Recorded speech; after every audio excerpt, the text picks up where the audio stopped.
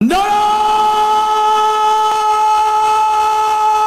তাকবীর, নারায়ে তাকবীর। আজহারী সাহেবের আগমন সিলেটবাসীর পক্ষ থেকে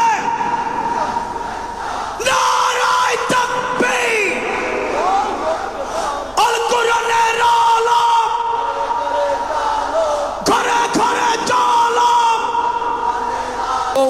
আল কোরআনের আলো ঘরে ঘরে জ্বালো, সংসদে জ্বালো। নারায়ে তাকবীর, আল্লাহু আকবার। আপনারা খিতাফররা বালানি জিয়ায় মাশাআল্লাহ মাশাআল্লাহ তাবারাক আল্লাহ কবুল করো। এবং আগের যে প্রোগ্রাম দুটো করেছি তার চেয়ে অপেক্ষাকৃত সেগুলোও খুব সুন্দর অর্গানাইজ ছিল। সিলেটের প্রোগ্রামকে আরো বেশি গুছালো মনে হচ্ছে আমার, খুব গুছালো, ওয়েল অর্গানাইজড। সিলেটের ছেলেরা অনেক স্মার্ট মাশাআল্লাহ, দে আর ভেরি স্মার্ট মাশাআল্লাহ।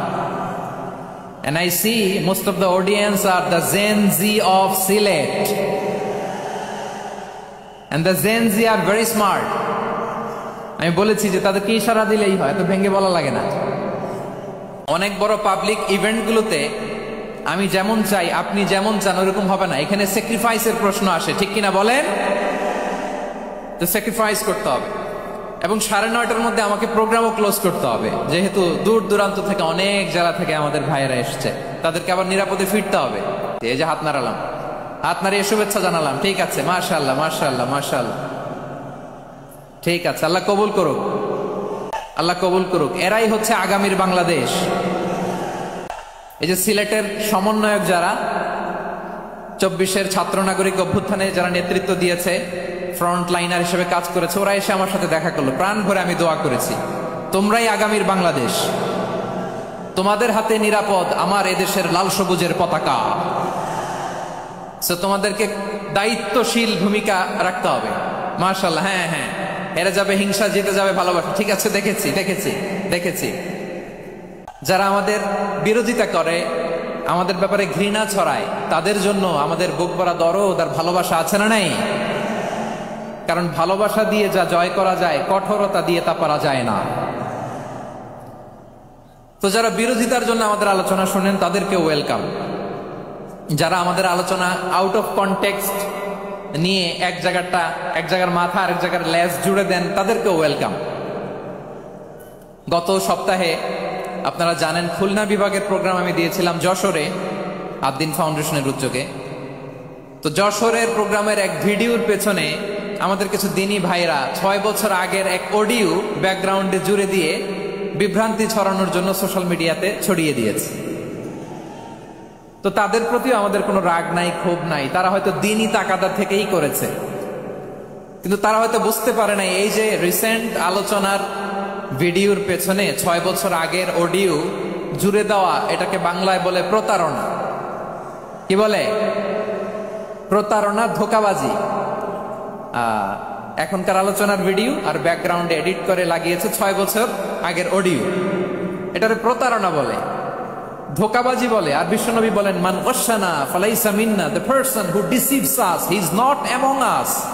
যে আমাদেরকে ধোঁকা দেয় সে আমাদের অন্তর্ভুক্ত নয়। তো বিশ্বনবীর এই হাদিস তারা মনে রাখে না।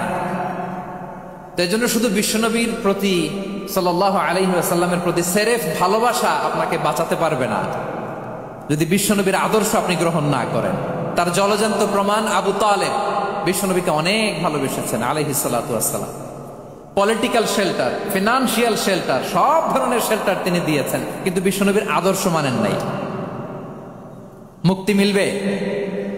হ্যাঁ, আওয়াজ করে বলেন, আবু তালেবের কি মুক্তি মিলবে? তাহলে সেরেফ ভালোবাসা আপনাকে বাঁচাতে পারবে।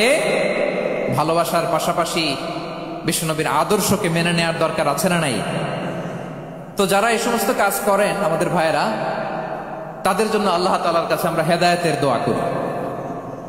আবার আমি দেখেছি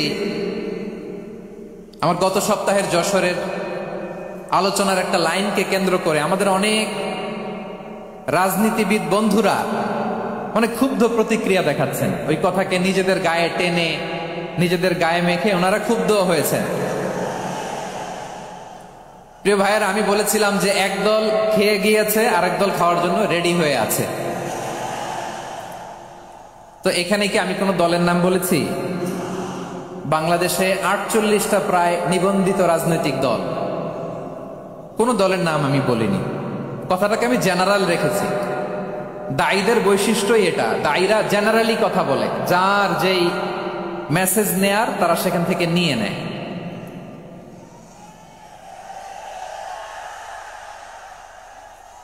তো কোন দল এটা নিয়ে কোনো কথা বলল না, আপনারা এটাকে নিজের গায়ে যে মাখালেন, এটা ঠিক হয়নি। আমি বলবো যে এটা খুবই অনভিপ্রেত হয়েছে। কোন দলকে টার্গেট করে বা কোন দলের পক্ষে আমরা কখনো কথা বলি না। আমরা কোরআনের পক্ষে কথা বলি, ইসলামের পক্ষে কথা বলি, ঠিক কিনা বলেন? সো একটা জেনারেল কথাকে যদি আমার রাজনীতিবিদ বন্ধুরা নিজেদের গায়ে মাখেন, ক্ষুব্ধ প্রতিক্রিয়া জানান, এতে করে সাধারণ জনগণের কাছে একটা নেগেটিভ মেসেজ যাবে ওনাদের ব্যাপারে। এটা হোক আমরা চাই না।